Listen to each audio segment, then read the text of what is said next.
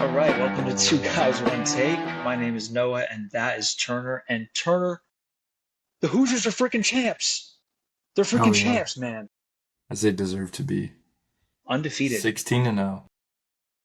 undefeated Indiana Hoosiers. I What was can't the last believe team to that. go 16-0? No team's ever What? gone 16-0. Zero, Dude, because this is the first or second year of the 12-team playoff. But who was the undefeated in last the team to go undefeated? Michigan, undefeated Michigan, 2023. right? Yeah, they Nice. went undefeated, and then that was 14 playoff though, Yup. and they beat Washington. Washington, sad. Um, but Poor Michael Penix. Michael Penix.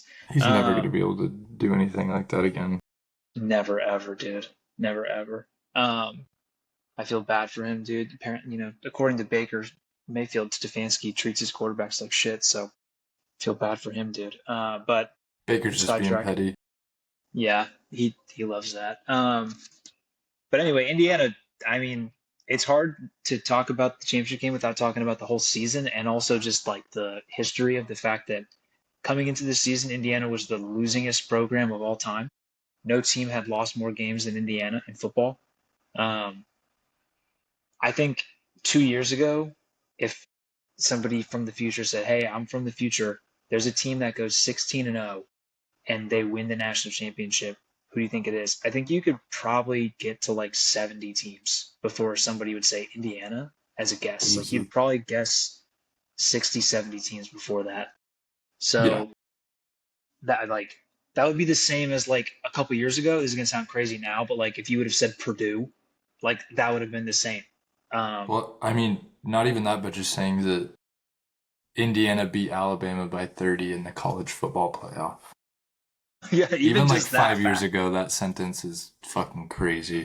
And then they followed it up by destroying Oregon. Um, Not even like just like humiliating them. Like, they embarrassed Alabama and Oregon. Um, Sig is a legend. I love the Sig faces when they cut to his face at that, and he said, "Yeah, oh yeah, that was that the was the it? measurement." Yeah, He said, "I was like, this guy is a fucking riot. I love this guy." he's But awesome. and then after the game, this morning I saw a quote where he said they asked him how his beer was after the game because he has a beer after wins, and he said, "My beer was good. It made me want to have another one." I was like, "Hell yeah, Sig. This guy's just a dad. This He guy's just a is. dad." Well, I Um, mean, did you see the his daughter's tweet? It was like, "Are you happy?" From he's like, from "Yes." last year. Last year he was like, "No," and then this year he's like, "Yes!" Exclamation mark. He's just a simple man. He just God, wants to win. But that this game, the actual championship game, I mean, they were very much at risk of losing. Um, I mean, they didn't. This was for a team that's been so consistent and has played so well all year. They were tight and they couldn't handle Miami's pass rush for most of the game. Ruben Bain and Akeem Mesidor are. We've been saying it all playoff and all year, but like they are a fucking problem. And I know like I look in like I really get into the mock draft stuff and the evaluations. It's like my nerdy thing. Ruben Bain, like I get it that all the scout people are like, well, he's not going to measure well and put it. Well, you just watch him for 10 seconds. He ruins everything the offense wants to do. Every play, running play, pat doesn't matter. He reminds me of Jared Verse, but he's not as big. But he reminds me of him in just the way that he disrupts everything all the time, no matter what. So their linebacker too is good as fuck. yeah, their whole defense is just dogs, and they had there's an argument to be made that they have more talent on that Miami team than Indiana does, but Indiana's just so well coached. They play so together. Um, but you and I were saying this last game for Miami, that offensive line, dude. Like I know Indiana doesn't have like the best pass rush, but like Carson Beck can bake a fucking cake back there. Yeah, Like I he's mean, got all day. Fletcher still got 17 carries. I'm surprised they didn't give him the rock more. Which, I thought that was the biggest mistake for them. Um, and Herb Street even talked about it. Their third drive where they went three and out and they had three straight passes after Indiana had taken the lead. They were like, Herb Street said, we talked to Cristobal and that was a weird drive. He said he wants to not get impatient with the run game, keep up with the run game, and then I feel like they abandoned it quick in that game. Um, Fletcher had the big run, obviously. Was that like start of the second half? Yeah, quick 40-yarder. Yeah, but I But mean, really, the difference is that blocked punt, though. It's crazy. yeah, that is. And shout out now taking the under. Mm-hmm. Wild shit. I was on the under 48.5. I felt great for pretty much the whole game until that blocked punt. As soon as that blocked punt happened, I was like, this is when it goes bad. This is when it We starts always to go bad. say, like, unders are ruined by defensive touchdowns, and they always will Yes. be. Yes. Defensive touchdowns or overtime are the biggest things that ruin unders in college football. Yeah. But Indiana rushing the ball, kind of crazy. They took Miami's like bread and butter, and they're like, we might as well do the same thing, and just kind of. I mean, they didn't run it down their throat, but they had some big runs on third down, which was fucking some ballsy ass calls by Cignetti. The 4th and 5 run by Mendoza, to call that, Great. to go for it, because I feel like everybody has rooted for a team where you could go up 6 and take the points, or you're up 3, you could go up 6 late in the game, or you could take a big risk and you could try and make it a 2-score game and you could try and go up 10. And we all want our coach to do that, I think, in the moment, but it's tough to live with the consequences if it doesn't work. Mm-hmm. For him to call that, but then also call like a quarterback draw, and then for Mendoza to just go score after getting lit up halfway through the play, and he's like diving into the end zone. I mean, that was awesome. I was like, because they ran a fuck ton of RPOs, so I was like, when they need it, they're gonna run with Mendoza, but I thought it was going to be RPO. I didn't think it was going to just be a draw straight up the middle. But, I mean, Miami obviously was not ready for that whatsoever. So, good fucking No, play call, ballsy play call. And, I mean, it doesn't happen if Mendoza doesn't break that tackle and ultimately fucking get absolutely get in the end zone. laid out in the end zone. Say what you want about that dude. He took some fucking hits that game. Dude, he got popped early. That one that should have been targeting. Yeah, the I bloody mean, mouth. yeah, where he carried out the fake, and like I'm all about guys hitting a guy if they're carrying out the fake, but he got him under the chin strap with the top of his helmet. Yeah, it was also Like, like the running back. I mean, obviously RPOs are designed to disguise at the ball, but the running back had already taken like 2 steps.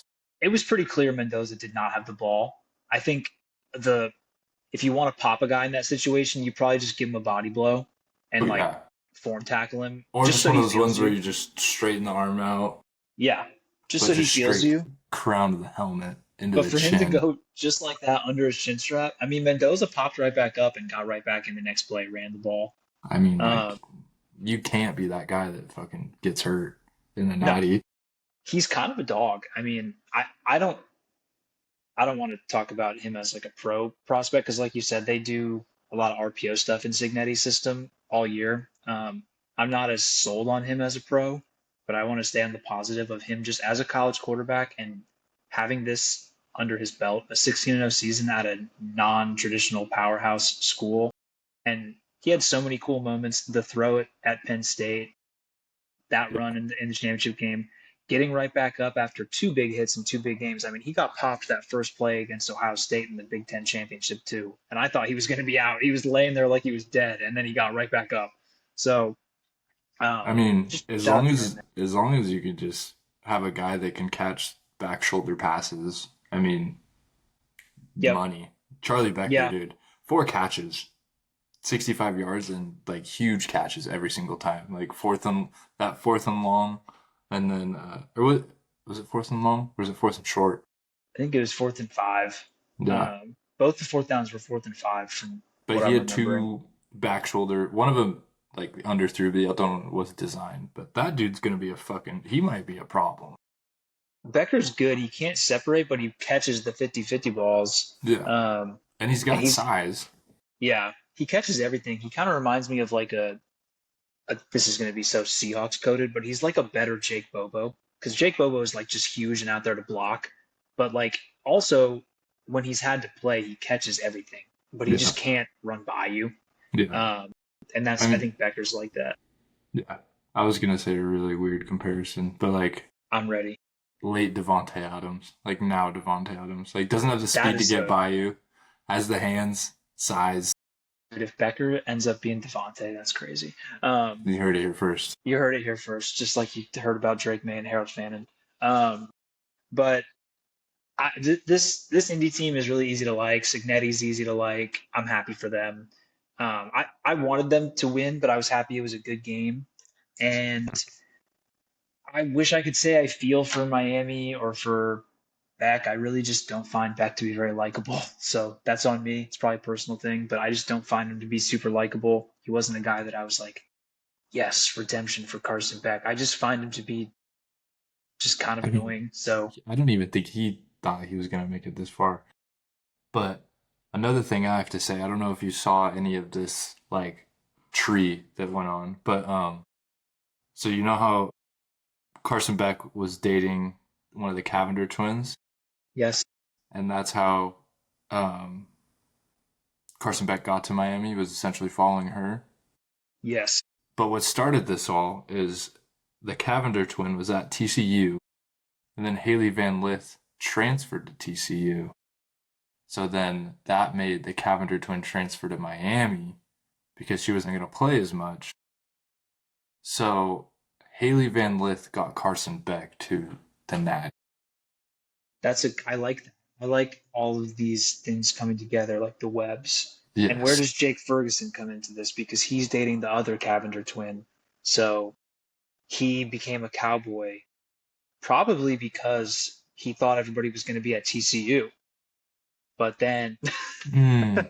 I do need to now, figure out that other side. yeah, now we're really cooking with gas now. But I like that. I I like was to say, that. I just thought you'd like it. I just had to. No, I love that because I love reality TV bullshit, and that's what the Cavender twins feel like. Yeah, Um, that is true.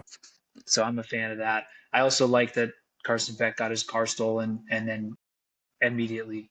And I also like that he gets caught trying to get nudes. I think that's hilarious, and you know, I just think that's good stuff. I keep it coming. I don't even care if it's photoshopped. I just like it. Yeah. Um, but I hope we Miami, see Carson Beck later down the road as a backup for like the Saints or something. ooh, yeah. What kind of Like a Spencer Rattler kind of route. what uniform do you see him in as a backup? Because he's going to get drafted as a backup, like a fourth or fifth round backup. I see him. Ooh. This is going to sound really weird, but I see him where you're like watching a Texans game and you're like, is that Carson Beck holding the clipboard? What the fuck is that? And we just never hear from him again. He's I just was gonna holding the say clipboard. Cardinals. Ooh, down in Phoenix, he'd be at he'd be in You'd Scottsdale be for getting sure. a ton of nudes. Dude, he'd be hanging out with the bottle girls in Scottsdale for Mm. sure. Last thing on the game, Malachi Toney is absolute. He's a problem. That man Yeah, is gonna do big things as I long love as he that. has someone to slang it. My last two things on the game. Pons, the cornerback for Indiana. Mm-hmm. Every, that guy is a Seahawk if I've ever fucking seen one. That guy is a little cornerback that just comes up in the run game and pops people. He is a Mm. Seahawk. We will draft him. Who I was could the just safety too for Indiana? That guy was kind of tough. coming down and laying the wood. Yeah. Yeah. I don't know his name, but they have a couple guys in their secondary that come up and hit, man. I love that. That's like my favorite thing because I hate corners that don't hit, which is why I like Reek Woolen. He's a good player, but like I've always just been lukewarm on him because I want You my want corners to Bam. come up. I want my corners to come up and pop you. I want He-Man Worry. I want Witherspoon, you know. So Mm-hmm. when Reek is like kind of coming up like pussyfooting a little bit, I don't like that. But I think Pons is going to be a dog, and he's a Seahawk if I've ever seen one. Wait, off the top of your Go head, who's your most hated Seahawk on the team right now? Just name them. right now. Yeah. Oh, I love this team so much. I love this team so much that I've even come around on Reek. But Hmm. I thought if you were just I gonna say Reek out of nowhere. I was throwing you a lob. no, I love this team so much. Who do I not like? Who bothers me? There's got to be somebody. Has to be. You know what? This is going to be such a deep poll. we have a starting fullback and then we have a backup fullback. Our starting fullback, Robbie Oots, love that guy, stud. Our backup, I think his name is Brady Russell, dropped the one pass we threw him and it was a sure touchdown. Honestly, I just hate that. And I hate that he was out there like, oh, I didn't catch it. So I don't like that guy. Damn, that's And tough. I'm sure he Reek, gets already enough hate being a fullback, but you just got to and reiterate it. Reek is a close second. Um, but actual final thing on this, the fact that Mendoza got Uzi at the game, he might have like generational pull. I Oh like yeah. that's crazy. Also, another last thing. Um, I don't think he's a real person, Mendoza. The stuff, Something is the off. stuff that he pulls out after just playing 60 minutes of football, I'm like, you're like somewhere on this spectrum. Something's off, but I feel like you will understand this because like I didn't really meet people like this. That was a weird. I'm not saying you have autism. Um, you will understand this because I didn't really meet people like this from families like this until I moved to Walla Walla. Mm. But Mendoza just comes from a family that's like very sheltered, and Yes. they keep him and his brother clearly like his brother was mic'd up, his little brother, and these guys other little brother like they clearly if you like watch the way that his dad and his mom interact and the way that Mendoza carries himself, they are like, hey man, we're keeping it all. Only good things happen in the world. We're the Mm-hmm. Mendozas. We go to Catholic school. We're together in this. And nothing bad will ever happen to us if we just stick together and you be yourself. And the thing is, if you can protect your kid all the way to this point that he's going to get drafted to the NFL, you're kind of right. He kind of never has to think anything bad happens. So, Oh no. I I mean, mean, he's just been like his whole life has been set up for him. it's perfect. And so Yeah. I didn't ever meet families like that growing up where I grew up. So like when I moved to Walla Walla, I was like, what's happening? What are some of you guys doing? I don't understand. But now I get it. And so that makes me understand Mendoza a little bit. Um, either way, he's a weirdo. Yeah. Something's wrong with him. I mean, I think you just gotta keep if you want to be like him, you just gotta keep giving all the glory to God. Yes, and keep going and keep being yourself. I am looking forward to if the Raiders do end up taking him. Him and Max Crosby in the same locker room is just cinema. That is Yeah. awesome. Mm. That's gonna be good. Because Max Crosby seems like the type of guy that would in good fun would mess with him a lot, and I would love to see that. Yeah. So that is Either to he'd say, mess if with him a Crosby's lot on or the team, somehow get him to just doing hard drugs and getting all the tattoos. they become like best friends. Mendoza's like bringing Max Crosby home, like, Mom, Dad, me and Max, we're going to dinner. Come on, What if all of he us, we're going saves to dinner. Max, gets all his tattoos removed? Because Mendoza, because he takes him to the Super Bowl. Um, Mm. that'd be perfect. But Natty, I think that wraps up the Natty college football. Good season. Um, and I mean, Natty should probably be moved up a little bit. This is pretty late, but um, I'm happy with the playoffs. They were fun. Um, I think we should get the Super Bowl and then Natty next day. That would whoa, be kind of sick. we just push it all the way. Yeah. That'd be good. I am a I little mean, what, freaked you out just by, start football a week, or you start college football a week later? yeah, I guess. That's all you It gotta doesn't do? really it doesn't really matter the timeline, I guess, because these kids that are playing like aren't even they're already graduated. Like somebody asked Carson Beck about class and he was like, I graduated 3 years ago. And I was like, Yeah. what? Yeah, that's crazy. Fuck um, you. yeah, seriously, dude. Um, but we can move on to the NFL now. Some National Football League What Divisional was the Round shittiest game? weekend. Oh yeah, let's bring up the shittiest game. I guess you can kind of talk about it first because it's The your team. Seahawks game? Yeah. That game was not shitty for me. I enjoyed every second of it. I watched every second of it. I don't know what that makes me, but even when the Seahawks are blowing a team out, I watch until the very end to make sure that it's real and that it happened and I witnessed it. Um, so I watched this whole game. I didn't miss a single snap. I was worried going into it about some of the stuff coming out about the oblique. for Sammy. I think that Adam Schefter and Shams and these people that break news in different leagues, now that DraftKings and like sports books are involved in these networks, I think they blow things out of proportion to swing money to different sides. But that's a conspiracy for another day. Um, I think Schefter came out with that tweet where he made it sound like Sam Darnold was going to die Yeah. after Sam was like, "Yeah, I'm going to play," and Mike McDonald was like, "Yeah, he's pretty much 100% going to play. We just were being cautious." And then for for Schefter to, it's a bad faith thing to do for him to come out and be like, Sam Darnold hasn't thrown a football since Thursday. And it's like, okay, well, they didn't practice on Friday. They did a walkthrough. And Saturday's the game. So he hasn't thrown a ball in 2 days, but why would he have done that in between? Like, he wouldn't have done that even if he was healthy. So I don't like stuff like that, but it still made me nervous Well, it's also like I guarantee you he threw a ball, but he didn't like throw a ball in front of like cameras. well that and also like not at 100, not even at 100%, but just like 100% throwing the ball. Like, hey, you're Yeah. gonna run this route, and I'm gonna throw you the ball. Yes. He looked perfectly fine immediately. I think it helps that like my one big fear, we didn't do the pod last week, but I was going to say my biggest fear of this game because we should have won the game. The Niners were decimated by injury. We were a better team. But my one big fear is that with a team like the Niners coming in the way they were, they're living off of like nobody believes in us vibes. Like so my fear was if they get the ball first and they go score and then we come out flat, they might be able to ride that for a bit. But then Shaheed just took the opening kickoff back, and essentially that was it. I was gonna say you Um, could have just scored then and done nothing else the rest of the game.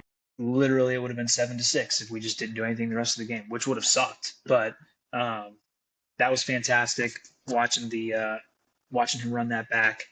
Um, he's like Devin Hester, dude. When No, he he's gets the awesome. ball with space, he's awesome. So That was such a great signing for you guys.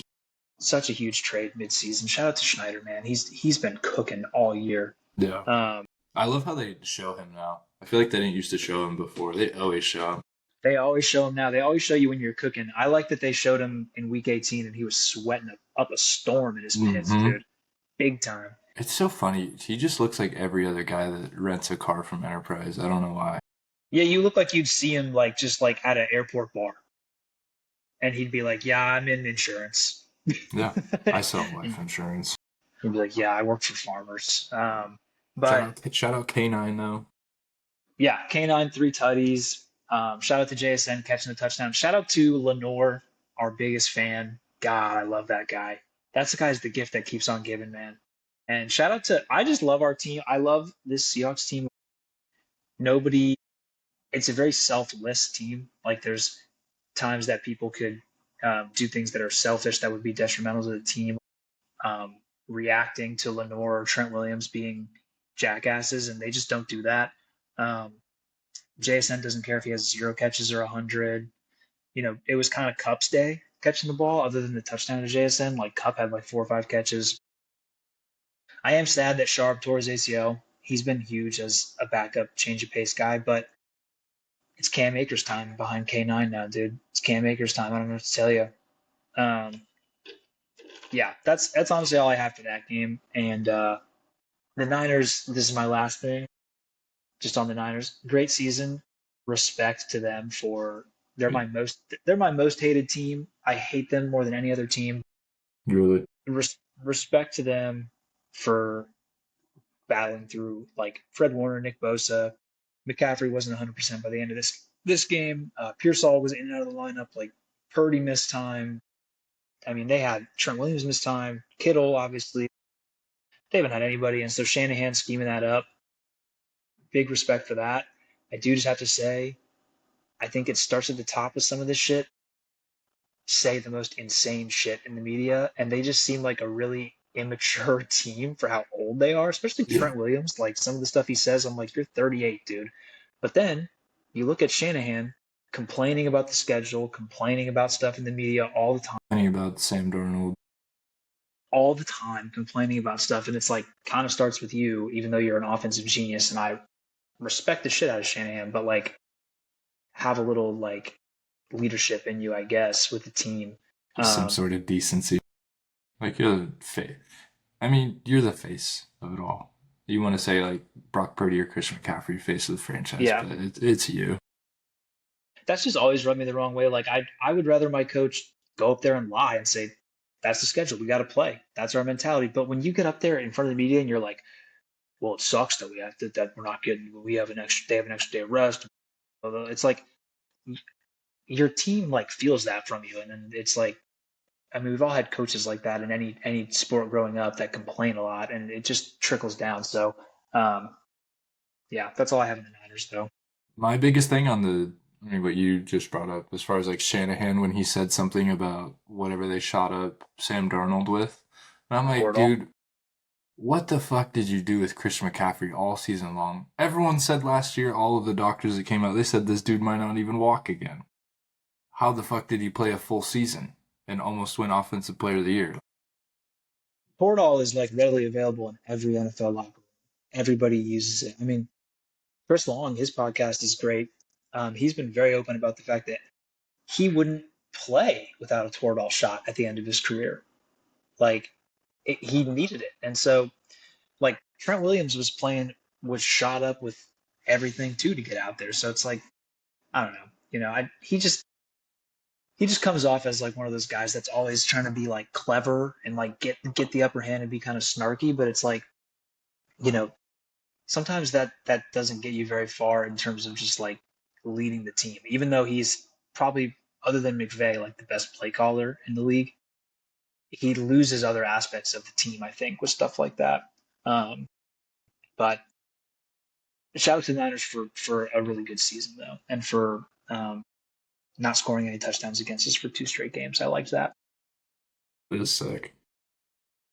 4 quarters, 9 points, 49ers. Probably the second worst game. We talk about The my rest of the games were team, good.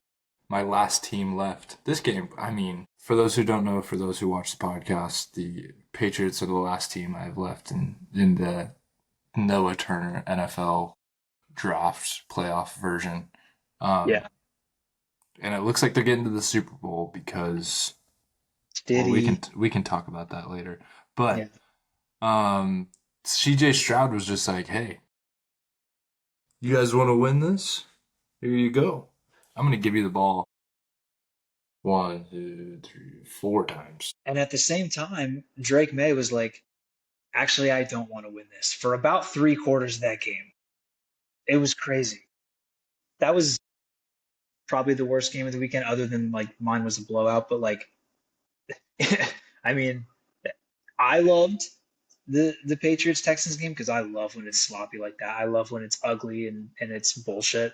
Mhm. But even I was like, all right, one of you guys should probably string a drive together here, considering the winner of this goes to the AFC Championship game. Um, we were texting about it. The Patriots, I respect them and think they're a very good team. I think Vrabel's a good coach. I love Drake May. I've liked Drake May since he was in college, and obviously you've been on him early too. But this team getting to the Super Bowl, I mean, potentially, as long as they can get through Jared Stidham and the Broncos, is crazy. They played the lowest winning percentage schedule of all time in the NFL. Then they played the beat up Chargers. Chargers in round one without any of their tackles coming in running on fumes, kind of like the Niners. And then they played CJ Stroud, who imploded, a very flawed Houston team. And now they're going to play the Bo Nixless Broncos for a chance at the Super Bowl. Seriously, just might be the easiest path we've ever seen. And I can't think of another team this would happen to other than the Patriots. They kind of just get stuff like this. I mean, I mean, in the AFC, maybe the Chiefs, but Chiefs, but at least with the Chiefs, it like at least when it was early, they did have to go through. I mean, he had to go through. yeah, He lost to prime Tom with the Patriots, like end of his prime time, and then he had to go through like Josh Allen, Burrow. Lamar, like Burrow, like all these like Goliaths. Whereas I wish May had to go through like I wish it was like, oh, he just knocked off like a good Mahomes Chiefs team or something crazy like that, where it's like, oh Yeah. shit, is this like? But it just feels like such a weird road where I'm like, is this really a Super Bowl team? It doesn't feel like it. It feels like a team that's a year away from being a Super Bowl team to Yeah. me. I But mean, I said in the beginning of this whole playoffs, and it sucks. We'll get to it, but I mean, out of all those quarterbacks in the AFC, you would have thought that Josh Allen would be the one that's playing in the AFC Championship. Like, even if it was Bo Nix, like Bo Nix and Drake May playing against each other is kind of wild to think, especially at the start of the season. yeah, it does go to show you that coaching matters. I mean, Sean Payton and Mike Vrabel are awesome coaches. Mike McDonald and Sean McVay are awesome coaches. Ben Johnson's an awesome coach. Like at this point, there's no bad coaches that get this far. D'Amico Ryan's a good coach. And so it Vrabel. I does don't go know to if you show you said that coaching. Vrabel, but Yeah, no, Vrabel was the first one I said. Vrabel and um, I mean, look at what happens when you let go of a good coach. Like the Titans letting go of Vrabel was crazy when it happened. They're still trying to figure that out, um, and they might not for a long time. So, you know, Peyton. I think Sean Payton. Like, if anybody, we'll jump ahead to this later, but with the Stidham thing, I think he could actually be competitive even with Stidham. I think he's that good. But um, the Patriots did what they needed to do to win this game. Houston's defense was on fire trying to make up for Stroud, but that was the worst I've ever seen Stroud play, other than the week before that. I mean, this whole playoff run was bad I with mean, what him. he's had 9 turnovers in the last 2 playoff games, which is Yeah, and he's running for his life. I mean, he has no time, but he gets happy feet. He gets antsy. Like he looks down at the rush. You know what he reminds me of is like early Sam Darnold when he would not trust his rush and he would freak out Mhm. and just throw the ball with the Yeah. Jets and with the Panthers and like earlier this year against the Rams he did this. Like he sometimes just gets in that mode.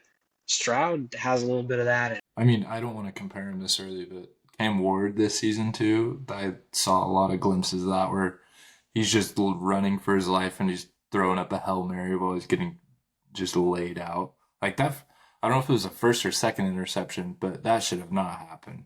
When he was Oh, getting the hit and he the just threw it up, the pick six. yeah, I'm like, Yeah, dog, you are literally in the playoffs. You can't just be some doing. some of these guys get coached up, and I think Darnold has finally started to take sacks when he needs to. But some of these guys like Darnold, Stroud, Ward, they get coached up their whole life to not take sacks. And it is bad to take a sack, but sometimes if it's 2nd and 8 and you take a sack that makes it or 3rd and 14 and then you punt later, that's a million times better than fumbling, throwing a pick, trying to throw it away and getting like an intentional grounding. Sometimes it's okay if you're dead to rights to just take the sack. I like it sucks, but at least you live to fight another down.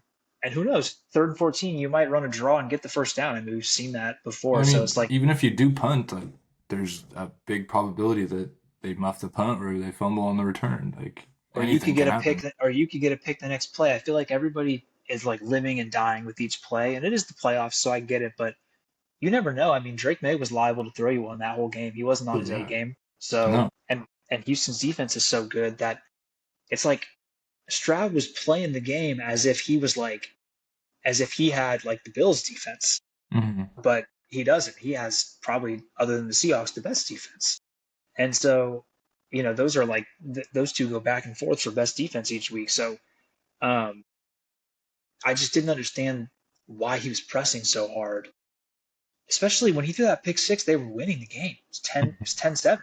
yeah, So it was definitely perplexing. I saw people calling for Davis Mills. He would which is have managed, crazy at halftime. yeah, he would have managed the game better if he had a whole week to be the starter. hmm I bet he would have been less risk averse or more Oh risk wow, averse and this just in. Sorry, I need to oh, interrupt you. Lou Bob to I'm the ready. Mets. Wait, who? Robert Jr. from the White Sox. Lou Bob. Oh, Luis Robert. Yeah, Is that a breaking news? yeah, it just popped. Dude, Luis Robert. So okay, Yankees minute. So then Bellinger is a Yankee again. So just sign the paperwork, you douchebag. Like, what are we doing going back and forth? I'm tired of Boris. I'm tired of the games. I'm tired of every morning waking up and seeing Yankees stand by their offer. They are not budging. And then Boris being like, well, there's 10 teams that want. Name the team. Are these teams in the room with us, Scott? Can you point them out? I don't think they are. They're not real. They're made up. There's no other teams that are in on Cody. Just sign the paperwork. It's over now. You can't hold the Mets over us. You can't hold the Dodgers over us. Sign. Yeah. Just sign. There's Please. no team that's paying him. There's none. I got Cashman coming out being like, well, we got Jason Dominguez. He can start in left field. Sure. Sure. I love the Martian as much as anybody else does. I want him to do good. But come on. Bring He's not Cody back. Cody. He's not No, Cody. he's not Cody. He's not super high and cool. So, you know. Okay. Anyway. Back to football. Back to football. I just Davis have. Mills. Oh, Davis Mills. Yeah, you want to finish on Davis Mills, and I have something Just to real say. quick. If he had a whole week to get ready, he would have been fine. People pretending that we didn't watch Davis Mills for a whole season as the starter for the Texans. Like, I was there. I watched it. When Stroud is right, he is so much better. He just wasn't on his game. They needed to coach him up at halftime, like, hey, dude, we have a generational defense. Stop throwing the ball to them. I mean, he didn't have Nico Collins either, so. And the O line was banged up. He didn't have Trent Brown, so it's tough. Only having Charlie Kirk to throw to is crazy. Shout out Stephen A for that. Shout out Stephen A. He said, "Oh my God." My last thing on this, and I know you're gonna go crazy on it, but the touchdown at the end of the game to go up 28-16, Keyshawn Booty. To Booty.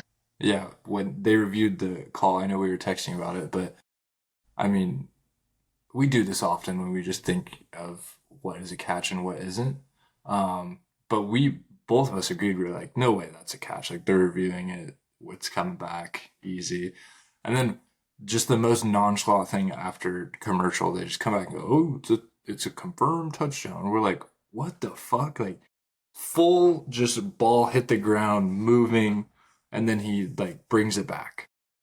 Yes. And Which what I hate is like, okay, that was an awesome catch. Since they confirmed it as a catch, I will take it as that. Shout out to Booty for that. I don't want to take that anything away from him. mhm. But the ball hit the ground and moved around, and then he re got it. So it's like what I hate is when they bring in the rules analysts, my least favorite people in the media. I wish they would all go away. I don't need to hear from Gene Steratore or Matt Austin or any of these dweebs, especially the one that's on NBC. Get that guy, Terry McCauley. Yeah. Get that guy off my fucking screen. I want to listen to Chris Collinsworth talk about it. I hate the guys that come in. The biggest reason is that they'll come in on a play like that and they'll be like, yes, Mike, the ball does touch the ground, but the thing about it is that when it touches the ground, and they'll go into like this big thing, like, does he keep firm control of the ball? And you're like, no. And then he's like, yes, he does. And it's like, what are you watching? Because I'm watching something different. And then you go to another game, like the Brandon Cooks catch, knee is down. He has the ball. Then as he's rolling, the ball gets taken away. And they'll bring in the analyst for that. And he'll be like, yeah, Toney and Jim, the thing is, Brandon Cooks, I really just think he's a little bitch boy. So I don't think that's a catch. I see that he's knees down as he has possession, but I just don't like the way that it looks. So no catch. And then the Devontae Adams one happens, and we got Terry McCauley, my least favorite, coming in being like, yeah, this one's different, Chris, because as you can see, and I'm like, what's different about it? I'm watching the same shit. Absolutely nothing. I mean, there has to be some sort of consensus on what is a catch and what isn't. And we are so far into instant replay that we still have no fucking. It's insane how far we are into it. I feel like there was a moment for a few years where it felt like all of it was a catch. And then now it feels like we're going back to like none of it is a catch. But then in some games it's like, no, throw out the rule.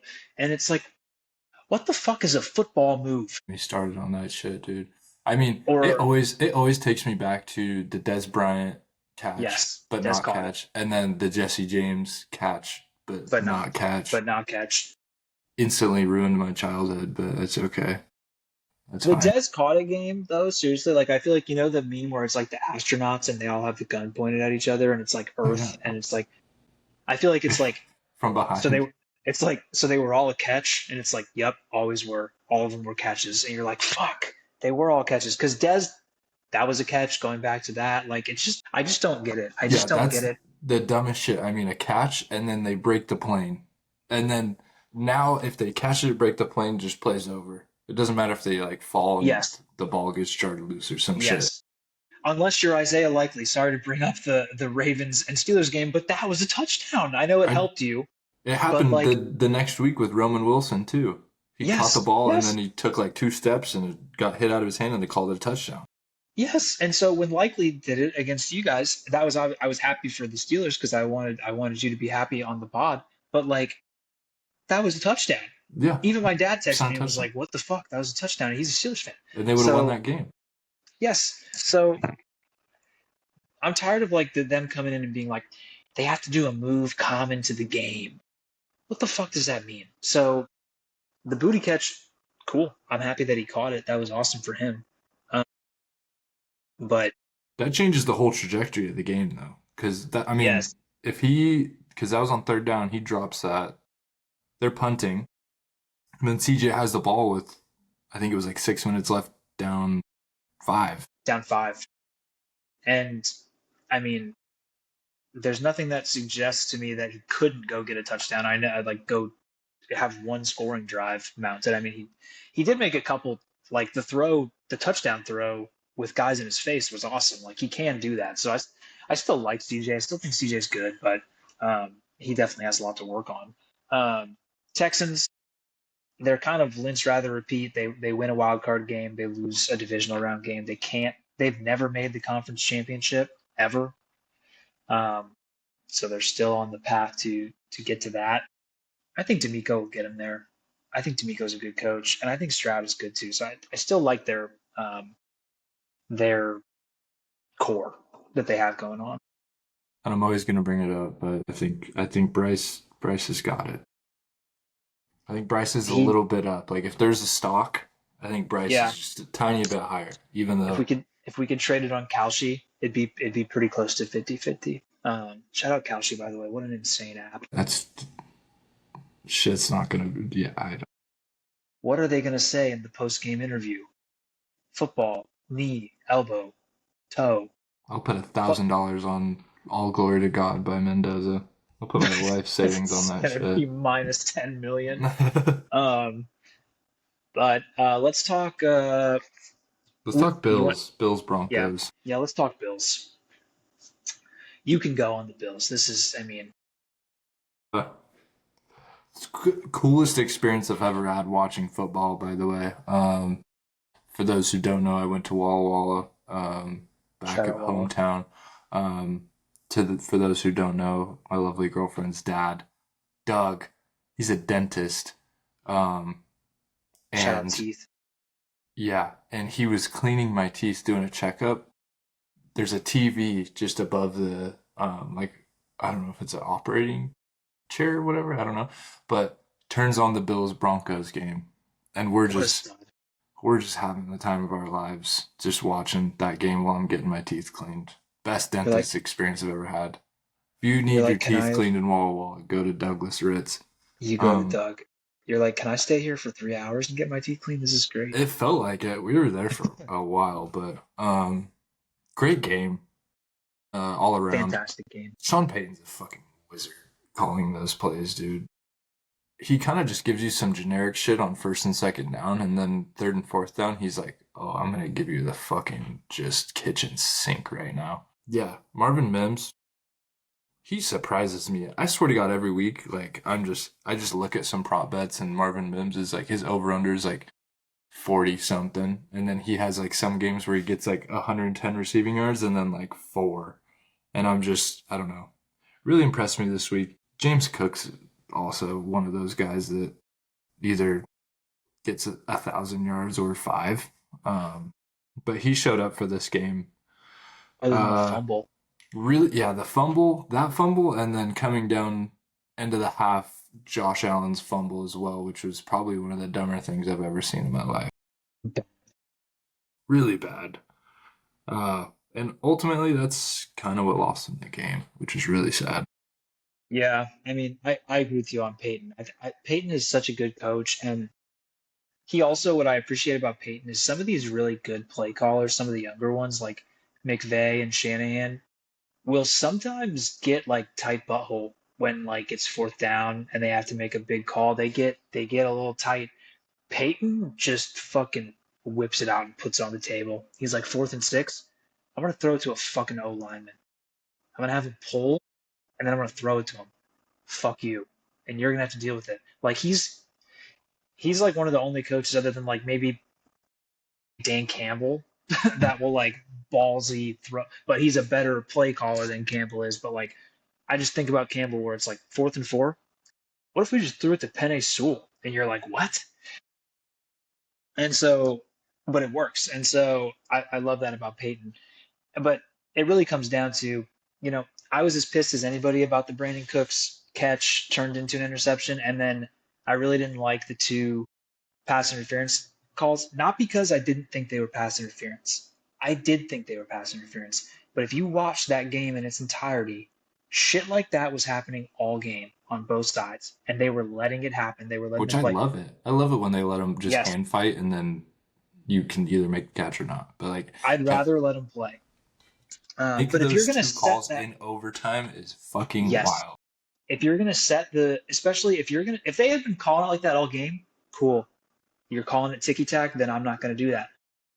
The reason I understood why the Bills were so pissed about it, they probably weren't even making the argument that it wasn't pass interference. They were probably like, "Where the fuck is this coming from? You've been letting us do this all game on both sides, um, and swallowing the whistle." So in the biggest moment to call it twice in a row, I just didn't. I didn't like that. You see this a lot in the NBA where it's like the first quarter. I've mentioned this before. First quarter, you're like, "Oh, they're letting them play," and then the second quarter, all of a sudden, it's a ref show.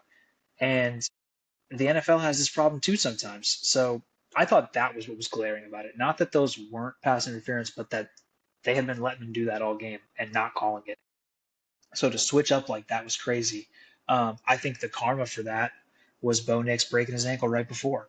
No, not to break it. I mean, I feel bad for Bo. That sucks. But like, why are you running that? Why are you having him run anyway So right there? greedy. So greedy just to That get a yes, better angle on the field goal. It's literally a 10-yard field goal.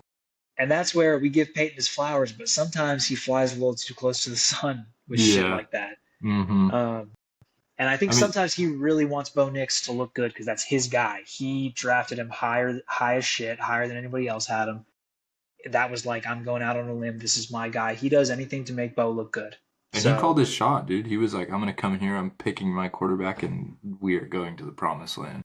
and he might be right, but the promised land might be with Jared Stidham. So, yeah, My I last mean, thing on this, the pass interference, the first one in overtime on that final drive, that was pass interference to me.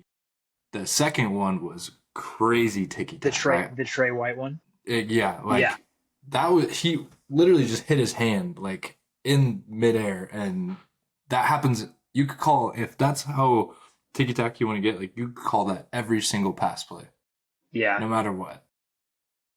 But I didn't like that, especially on a vet like Trey White. You kind of got to. I mean, I don't know if you've built up. Not that like vets should get better calls, but like, dude, he's been in the league forever. He made a good play. It's just weird to me the way that they finished that. And I saw some people saying, they had to push back the kickoff of the Seahawks game to fit in that OT, and it felt rushed at the end. They didn't want to go to review on anything. They do those two. It was just felt unprofessional at the end. So, yeah, but the Broncos, shout out the Broncos for. I mean, I took Broncos money line. I just felt like they piece were of going to win shit. this game somehow. I didn't want it to be this way, but You're the shout out to the reason. Broncos, man. I am the reason. Yep. Um, but last game, probably the most exciting game other than the Bills game. Bears, Rams, That game was and awesome. we can just skip right ahead to the Caleb throw. What the fuck? That was so sick. So I kind of honestly thought it was over. I mean, a lot of people did. I mean, yeah. But I was in the gym and I just turned and I was like, holy fuck, are they about to go down and score? This is insane. But yeah, that throw to Colson Loveland was out of this world. Good for Painted Finger, man. My thumb is all fucked up. Wow, wow. I sliced it with a knife because I was cooking while that play was happening. I had my back turned to the TV because I was cutting an onion. All right? Cutting an onion. Mm. And I'm listening to this happen. I have the TV turned up loud as shit so I can hear what's happening. And I'm expecting them to say, like, incomplete, whatever. I'm kind of glancing at the TV and I'm listening. And I see him let the ball go and I'm cutting. And then I see Komet is wide open and I slice my fucking thumb. Bleed everywhere. But I'm also like, holy shit. And then, I got to wrap my thumb up, but I'm also trying to watch this game. So kind of became a little bit of a shit show at the old apartment. Was it But to Komet? Did I just say it Colson was Loveland? Komet. Oh,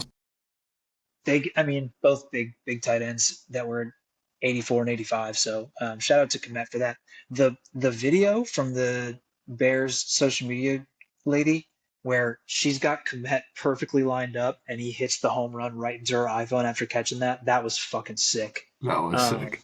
I really, really, really wish the Bears would have won the game so that moment could actually live on as like honestly probably a throw that we would see in highlight packages until we're like 90 years old. Like that, it was that big of a play. I see people retroactively being like they should have gone for two there. They were awful in the red zone all game. I do not think they should have gone for two. And on top of that, they stopped the Rams in overtime. Like they had the chance to win in OT. DJ Moore, don't really know what he was doing on that. Caleb is clearly thinking he's going to finish his route in Mm. overtime. And even if he wasn't going to be open, it wasn't going to be an interception if DJ Moore just ran his route and was in the way. But I also think he had a chance to be open over the top if he kept his route going the way Caleb thought he was going to. He stops, so instead it becomes an easy pick. That sucks. I thought the Rams looked bad. When we preview the Hawks Rams game, I think it's going to be a really good game. But I thought Stafford looked bad in the cold. He missed throws that he never misses all season. It was just weird. Mm-hmm. It was a weird game, but And I thought McVay got outcoached by Dennis Allen. Like I thought Dennis Allen as the defensive coordinator, I thought he was running circles around McVay for like the whole second and third quarter. Um, like with some of the simulated pressure and then bringing pressure and bringing guys off the edge, people were coming unblocked. I mean, he had McVay and Stafford like kind of in like a fucking. They were like seeing stars. mm-hmm. And McVay even said after the game that he wasn't in the flow of the game at all. He didn't call a very good game. I agree. Well, you could tell he was kind of panicked for a little bit. I mean, I don't know if it was the beanie on him or something, but he did not look his usual cracked out self. Hey, at halftime, he almost slipped up and said it was cold. Ooh. When they were like, how are you guys dealing with the elements? And he said, we're both dealing with it, so it's okay. And I was like, you were about to say you were cold. So I hope it's cold in Seattle on Sunday. Oh, it will be. Yeah, I hope it rains a little bit. I'm looking for some rain. But Head on in, Calcium. yeah, is it going to rain in Seattle? Yes. Will Sean McVay say that it's cold? Yes or no? Mm-hmm. But yeah, I think the Rams did. That was a survival game for them. I mean, it was 8 degrees outside. It was windy as shit. It was snowing, and they somehow survived even the Caleb crazy throw on fourth down. Caleb might be the best fourth down quarterback of all time. If it's fourth down, I don't care what Caleb's going to get it. I mean, just feels that way. I mean, put him up there for one of the best scramblers too. That dude is Oh my God. That dude. I mean, if you just let him run by you, let all the defensive linemen just run by the offensive linemen, he would still probably have like 5 seconds in the backfield. Yes, he's insane with that. Yeah. It's crazy. So if you're a Bears fan, it stinks you lost the game. You probably had a chance to win and go to the NFC Championship game, But you'll be back. But you will be back. You got Ben Johnson's an awesome coach. He's got beef with everybody. I love it. and then Caleb's an Young wide awesome quarterback. receivers, Caleb. Rome. Yeah. I think they'll probably move off DJ to get cheaper at receiver and let Luther Burden have a bigger role, and I think they'll be better for it. So, um, Mononga, I is he a rookie or second year? rookie, Yeah. dude, he's like a mini Marshawn Lynch. When he gets He's the ball, he fucking just runs awesome. through you. Yeah, he's awesome. So And Colston you know, Loveland, yeah, dude. The Bears are fine. yeah, The Bears are Loveland, good. Komet, they got everything going for them. So they'll be, and they got a good offensive line still. They'll be fine. So Which is kind of complete opposite for the Rams. This is like they kind of got to do it this year if they're going to do it. I know that's the last thing you want to hear, but no, they do it. Like this is, which is what makes me. We can kind of transition into previewing the championship games. Rams Seahawks. Um, like this is the year for the Rams. They got to go do it this year. Stafford's 38. He's clearly putting everything into this year. Um, the defense is really young, so like if they have to switch things up next year, they can do that. And Puka's still young, but Puka plays a reckless style. Like he's not going to be one of these receivers that's around forever. I don't think. no. I mean, As Devontae as too is awesome on as his he way is. out. Yeah, exactly. Devontae's there as like the end of his career type thing, and so um, I this is a tough matchup for the Seahawks. These are probably the two best teams left in the whole field. I think. Um, I would be surprised if the winner of the NFC doesn't win the Super Bowl. Just given how the AFC's played out, but you never know. I mean, in a one-game situation, anything can happen. This is the toughest matchup though for the Seahawks. The Rams just match up well with us. Um, they have guys that can wreck a run game. They have good pass rush. They know how to get to Sam Darnold.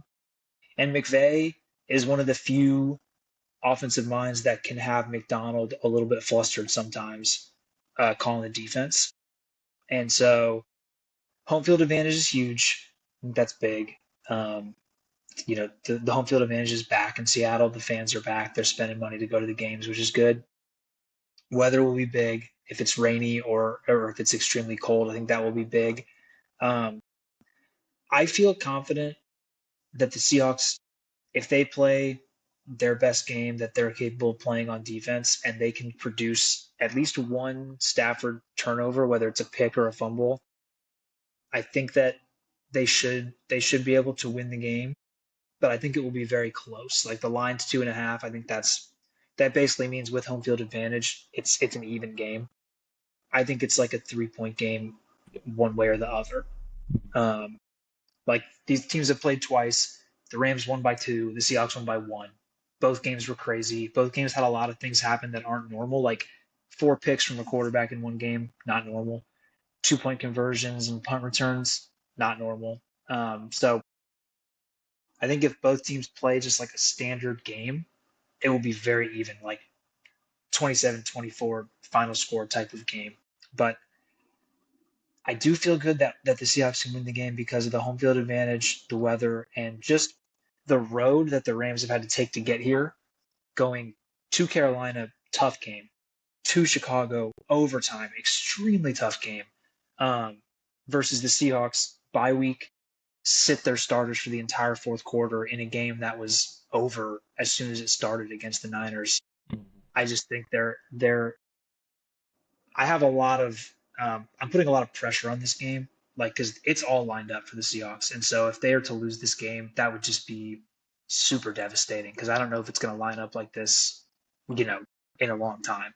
So My I want obviously I mean not obviously, but I want the Seahawks to win this game, but I think the way that they win this game is establishing a run. Because I mean, the Bears they ran the ball enough to where they established some sort of run, but I don't know if the Seahawks, because they've been kind of streaky all year as far as when they do run the ball, if they get any sort of like I don't know, they get some sort of run game going with Charbonnet and Kenneth Walker, but I mean Charbonnet being out now and like Cam Akers is their number 2 now. it's going to be either Cam Akers or if Halani can come back from IR, it'll be him. So Yeah.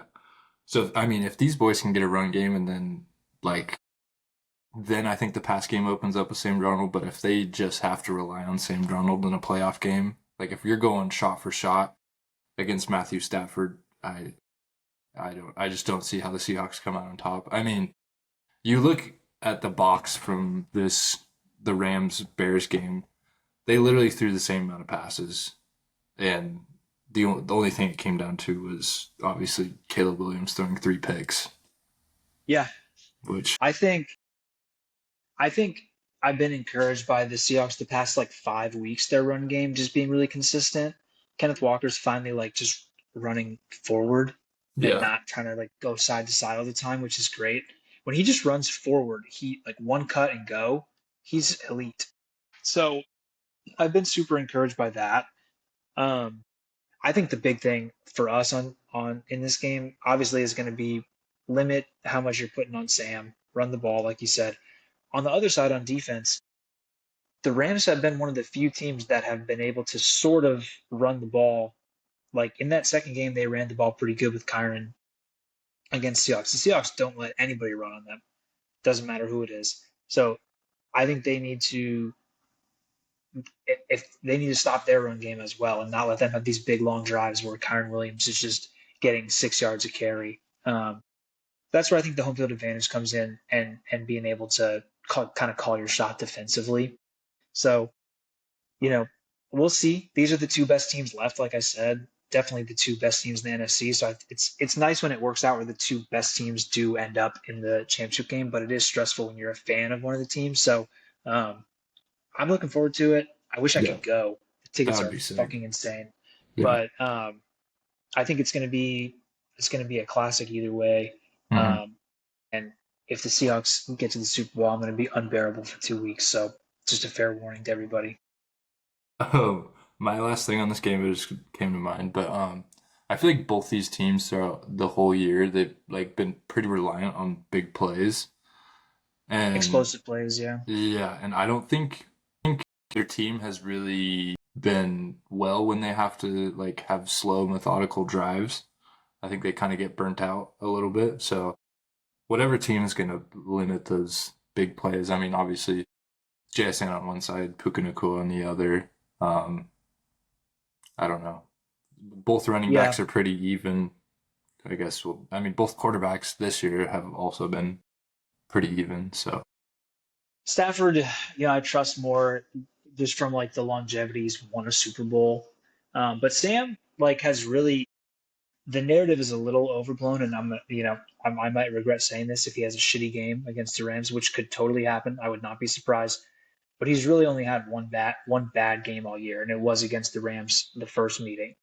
That's the only really truly bad game he's had. Other than that, there's been games that are underwhelming, but that's the only game that he's really let be like, oh God, this is the bad Sam. So if he can just avoid that level, I think it's fine. And I'm excited for the game. I'm looking forward to it. The AFC, I mean, I'm looking forward to it obviously because it's the AFC Championship game, but whew, Jared Stidham versus May. I mean, yeah, that's crazy. I'm going to be in the minority here. You already know what I'm about to say. Have to.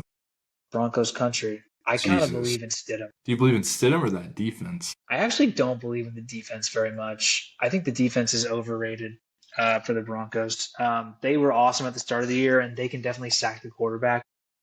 Uh, I mean, Benito, but they get kind of they're the number two team against the run, but I watch them just get diced up against the run like pretty consistently. So I don't know what that measure is. Um, doesn't make any sense to me. No. I believe in I believe in Sean Payton being a psycho and getting the most he possibly can in a 1 week do or die game out of a quarterback in Jared Stidham who is talented and physically can get it done against a defense that I think is good for New England, but I don't think is like let's just put it this way. I would have liked Houston a lot more against a guy like Stidham, their defense. So I think the Broncos can win this game. I definitely like them at plus 5.5. I mean, feed me that. And maybe I'm gonna have egg on my face if New England wins like 48-10 and Stidham looks terrible, but I kind of like the Broncos in this game. Um, Just to cover to it's win. I think they could win too. Um, like it's at Mile High. I think Peyton's gonna have a really good game plan. Um, I just kind of think that they have a better chance to win this game than I think they're being given credit for um, going into it. New England doesn't play well historically. I know this means nothing. These two teams are, you know, completely different than any of the teams that have met in the past, but New England has not played well historically in Denver, just as a team. They have bad juju there. So They do. The only reason I'm going to say this is because of, but Broncos.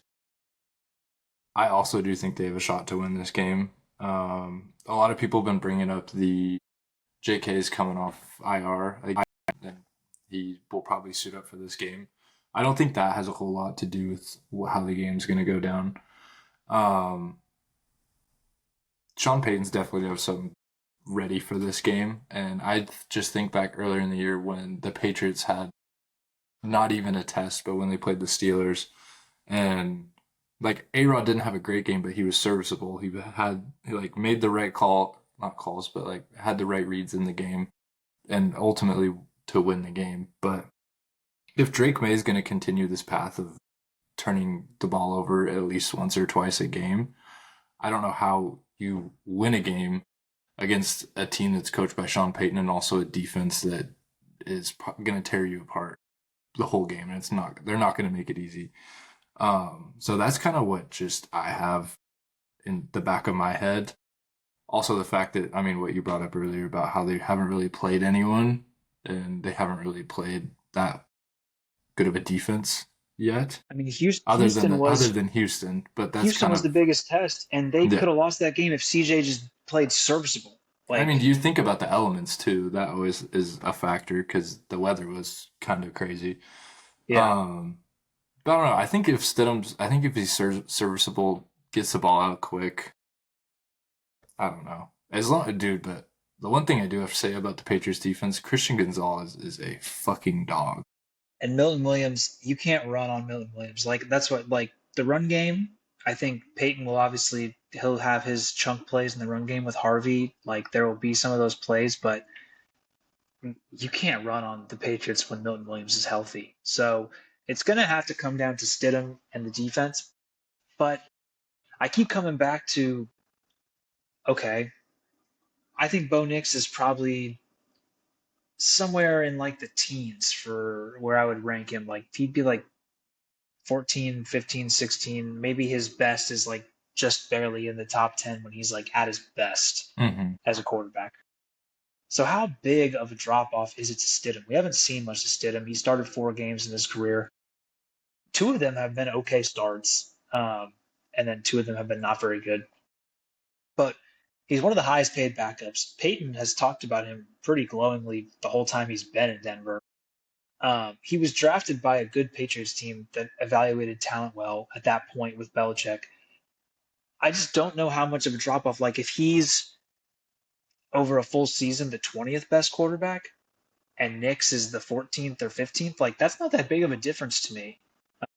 So, and especially when you have a coach like that that's going to have you ready. I just think that it's been a little bit of an overreaction, like a 5.5 point dog at home when Stidham's got a full week to prepare and he's already been there all year, 2 straight years with Peyton. So it's not like this is like a new system or anything like that. Like I don't know. I just don't think it's going to be as crazy of a swing as people seem to think. Um, so, and here's the thing too, the Patriots can't really win because even if they win, but it's like unless they blow them out, like if they win and it's close, people are going to say all week going to the Super Bowl, you guys barely beat Stidham, barely, and you had the easiest schedule to get here. Like that, it's just like they have to blow them out. They have a lot of pressure on them going into it. Whereas the Broncos, it sounds weird because they're playing at home and they're the number 1 seed. They kind of can play free, like Yeah. no pressure because nobody is expecting them to win except for me. I'm not gonna lie. I kind of think they're gonna win too. As much as I want my boy Broncos country, Draco to do it, but Broncos country. That's right. it's gonna be a good game. I'm excited. You know what? That's what I'm All just right, rooting for. A good fucking a game. good clean football game. All right, I only have one. I only have one quick coaching carousel thing that I want Mm-hmm. to get to because we went a little long and everything else. But Obviously, there's coaches getting hired and stuff. I just want to say, so McDermott gets fired, and that makes the Bills and the Ravens probably the Bills, Ravens, Steelers probably the top three openings, I would say. But Bills, Ravens are in their own category because they have the quarterback ready to go, and they have really good like foundation of like ownership and all that. So if you're the Bills, though, do you not like? There's not a lot of people on the market that seem like they would be the perfect fit that are available right now, unless you're just gonna hire Joe Brady, which I think would be a mistake. Do you not consider like is this crazy for me to think that you don't call teams like the 49ers and ask them about Shanahan, like what that looks like in a trade, or you call the Vikings and you ask them about KOC and That what would be that would look like in a crazy. trade? Like I'm just thinking like you have Josh Allen, you have the best quarterback in the league. It's him and Patrick, but Patrick's hurt and who knows what's going to happen when he comes back. Like Josh is the best right now. You have a great foundation. You have everything set up for you. Yeah, you might get laughed off the phone, but I feel like you kind of have to make the call. Like Oh yeah. if I'm Brandon Bean, if I'm the decision maker, I'm making him tell me no. I'm calling about Shanahan. I'm definitely calling about KOC. And like, hey, do you want a parachute, a lifeline to come over here to a good quarterback and get away from nine? Come over here, buddy. We I don't got know you. what you have to lose though. Exactly. Yeah, you should call and see. Um, I just because there's not a lot of guys like Stefanski already got hired. There's no like guys that I can see like, oh, that's a perfect fit for Josh. That's like out there on the market. So I mean, if that's my like thought you process on don't, it. no, I definitely agree with you. You don't go from like McDermott to uh like if you try to go to Shula or you go to Kubiak. I mean, that you don't do that with an established like quarterback and a good foundation. That's like bring in new quarterback, new system, clean house kind of thing. That's why I'm hoping the Steelers hire one of those two guys, preferably Kubiak, just because I'd rather get an offensive minded guy in there. But I think you're definitely right. Like, why not fucking throw a Hail Mary down? Like, I don't know what that looks like though. There's a lot of capital going into that if you are If realistically it's getting one of those guys. yeah, if it's somebody like KOC, like there's draft capital being thrown around, like big time draft capital. I mean, what did Sean Payton go for? Was it a first? It was a lot. I mean, I know they don't really disclose salary and stuff like that, but Well, yeah, the salary stuff would get worked out because you just take their contract on and you can add to it. But yeah, the Broncos sent their 2023 first and 2024 second to the Saints for Peyton. But Peyton had already done TV for a year and like wasn't coaching. He just was under contract with the Saints still. So that was, you know, this would be actually taking an active coach from somebody mhm. like Which should probably KOC. be more. I think KOC would be like multiple firsts, like two firsts. Shanahan would probably be like three. Like it sounds crazy. Oh yeah. Like, it's a big thing. And so I just think you have to make those calls. That's like my out of the box, like kind of think outside the box type of idea for a team like the Bills. I mean, being a Steelers fan, I'd give up a lot for both of those guys. Yeah. I'd give up TJ, fucking whoever you want. I'd give you Metcalf back. Who gives a fuck? Yeah. And as a Seahawks fan, I don't you could probably offer me 10 first round picks from McDonald. The answer is no. I love that guy. What about Kubiak? You want to give him a? As long as somebody if Kubiak's gonna get a head coaching job, more power to him. Just promise to take good care of him. He's a sweet boy. Dude, I'm just trying to put this in my head of like panning over to the Steelers sideline. Mike Tomlin's not there. It's gonna be a weird scene. It is gonna be weird. And And I mean, I'm sure it was weird for you seeing Pete gone. it was, but I also was on the train of like Pete needs to go for like 2 years before that. So, and I also felt like McDonald was such a fucking home run that I was just like, let's go. Um, like if McDonald didn't work out like this, I would have been honestly surprised. I thought he was so sharp in all of his interviews and like the way he called that defense. So it's a little different on my end because I was like ready for Pete to be gone. Um, the Tomlin thing, I wouldn't want to go in and replace him. We can, finish on this after what I read in The Athletic about like his like surprising the team by saying he's stepping down and like how emotional that was and how much they love him. Like I really truly would not want to step in that locker room as the next guy because I think it's just a lot. I mean, especially with the defense is old, no one's really going to get behind whatever they have. I mean, Terrell Austin, I think it's Terrell Austin, defensive coordinator. I think they haven't parted ways with him yet, but they essentially have with the rest of their coaching staff. So I don't They're know what it's already going to like look like for him. they're already rumoring like, oh, Rodgers reunion could happen still, and so it's like I feel like we've already seen like Rodgers with a coach that's not as well respected as Tomlin, like, Yeah, and he just kind of walks all over him. Whereas Tomlin, it's like you can't really walk all over him because he's no, Tomlin, so he just got in line. yeah. I've been seeing the McCarthy rumors. I hate that. I also hate Um, that. I like Flores. I think Flores learned a lot from his mistakes with the Dolphins, and he's an awesome, awesome defensive coordinator. I know you'd rather have an offensive guy, but I think he would at least step in and like be able to command the room and get the buy-in and the respect from the team. And I don't think he'd be scared of stepping in the shadow of Tomlin. Whereas some of these guys, I don't know if they would be scared. I'd be scared. So Oh, like I mean, I don't really know how they are as people, but like Kubiak and Shula, I don't think they could just step in and be that guy. I think Flores is Kubiak seems really, quiet to me.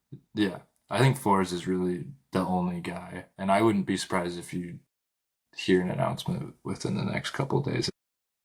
I think it'll be Flores. That's my like prediction on Steelers' job. So Because I think only him and Shula are the only ones that they've interviewed.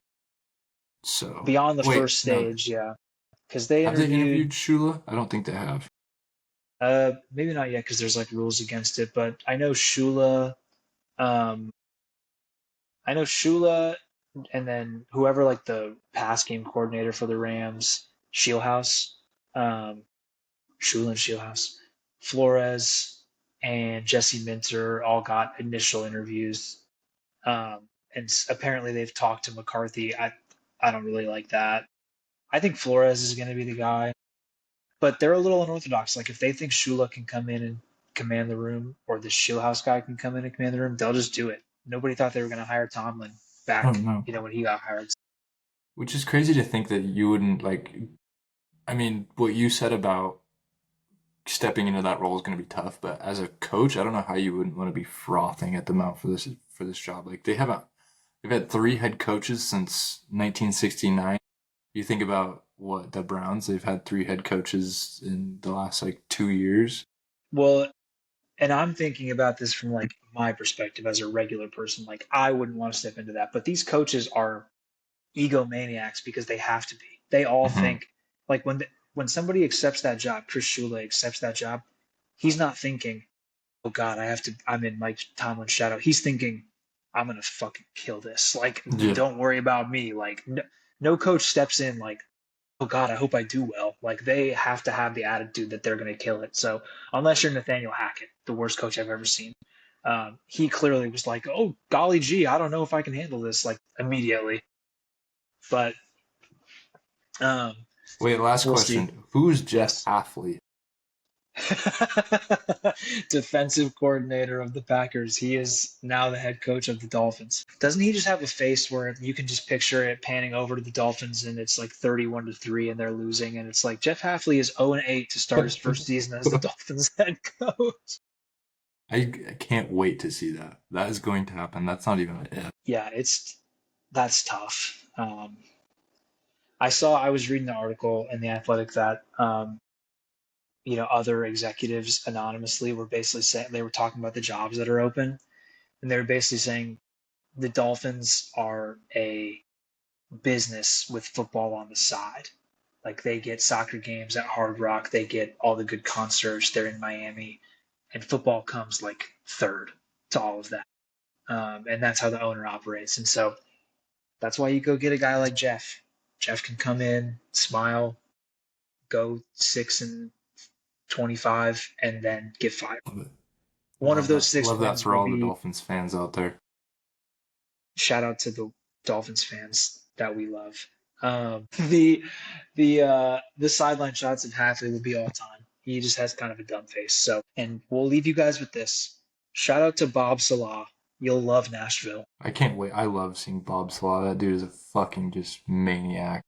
I love seeing him and his 8 He, kids. yeah, him and the baby blue's gonna be not nice.